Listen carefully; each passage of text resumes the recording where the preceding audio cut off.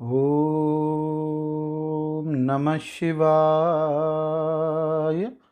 श्री शिव महापुराण रुद्र संहिता पार्वती खंड 39वां अध्याय। हे मुने, इसी समय जो विष्णु आदि देवगण शिव के यहाँ आए हुए थे, वे सब शिव की वर यात्रा की तैयारी कराने के लिए प्रसन्नता से निवास करने लगे। उस समय शिव जी की आज्ञा से आए हुए सभी लोग शिव जी के कार्य को यह मेरा ही कार्य है ऐसा समझकर शिव की सेवा करने लगे। सप्त मातृकाओं ने शिव जी के विवाह का दुल्ह वेश बड़े प्रेम से शिव जी के अनुरूप सजाया। हे मुनि श्रेष्ठ, परमेश्वर प्रभु की इच्छा से ही उनके स्वाभाविक वेश को भूषणों से सजाया गया। सप्त मातृकाओं ने मुकुट के स्थान पर चंद्रमा को बांध दिया। उनके ललाट में रहने वाला तीसरा नेत्र तिलक रूप से शोभित हो गया। हे मुने, नाना रत्नों से दिदीप्यमान दो सर्प दोनों कानों को अलंकृत करने वाले कुंडल के रूप में शोभित हुए। उनके अंग में निवास करने वाले अन्य सर्प अनेक रत्नों से युक्त आभूषणों के समान सुशोभित हुए। उनके शरीर में लगी हुई विभूति चंदन आदि पदार्थों से उत्पन्न उत्तम अंगराग हो गया। उनका परम सुंदर गज चर्म दिव्य दुकुल के समान हो गया। उस समय शिव जी का ऐसा सुंदर रूप हो गया जो अवर्णनीय था। वे साक्षात ईश्वर हैं, अतः उन्होंने सभी ऐश्वर्य धारण कर लिया था। उस समय सभी देवता, दानव, नाग, पन्नग, अप्सराएं तथा महर्षिगण उत्सव से युक्त होकर शिव जी के समीप जाकर प्रसन्न हो कहने लगे।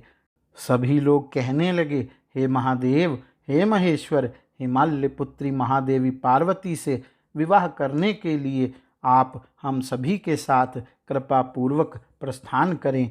तदुपरांत शिव तत्व को जानने के कारण प्रसन्न चित्त वाले विष्णु ने भक्ति पूर्वक शिव जी को प्रणाम कर उस प्रस्ताव के अनुरूप कहना प्रारंभ किया।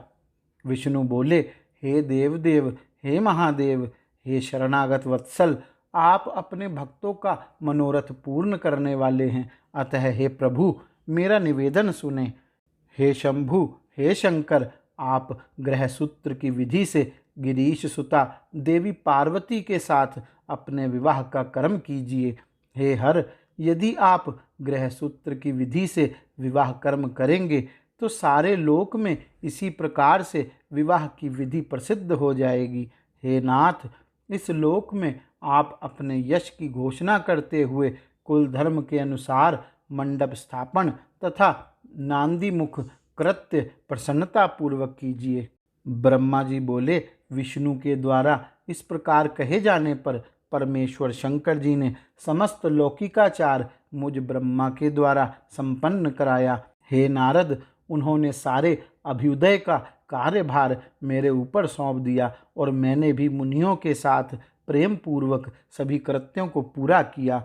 हे महामुने, कश्यप, अत्रि, वशिष्ठ, गौतम, भागुरी, गुरु, कनव, बृहस्पति, शक्ति, जमदग्नि, पराशर, मार्कंडेय, शिलापाक, अरुणपाल, अकृतश्रम, अगस्त्य, च्यवन, गर्ग, शिलाद, दधीचि, उपमन्यु, भरद्वाज, अकृतवर्ण, पिप्लाद, कुशिक, कौत्स, शिष्यों के सहित व्यास, ये तथा अन्य बहुत से ऋषिगण शिव जी के समीप आए और मेरी प्रार्थना से उन्होंने विधिवत क्रिया संपन्न की।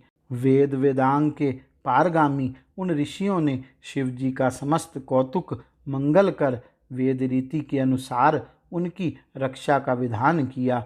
उन संपूर्ण ऋषियों ने ऋक्, यजु, साम एवं अन्य नाना प्रकार के रक्षो धन सूक्तों से अनेक प्रकार से मंगल पाठ किए। उन्होंने विघ्न शांति के लिए मुझसे तथा शिवजी से मंडपस्थ देवताओं तथा समस्त ग्रहों का पूजन करवाया।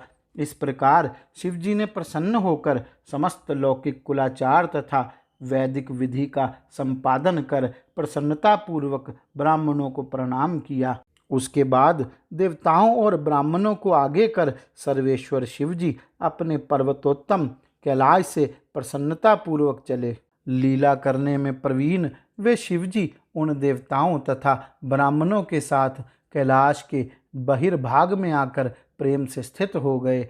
देवताओं ने उस समय महेश की प्रसन्नता के लिए अनेक प्रकार के गाने बजाने तथा नृत्य संबंधी अनेक प्रकार के उत्सव किए।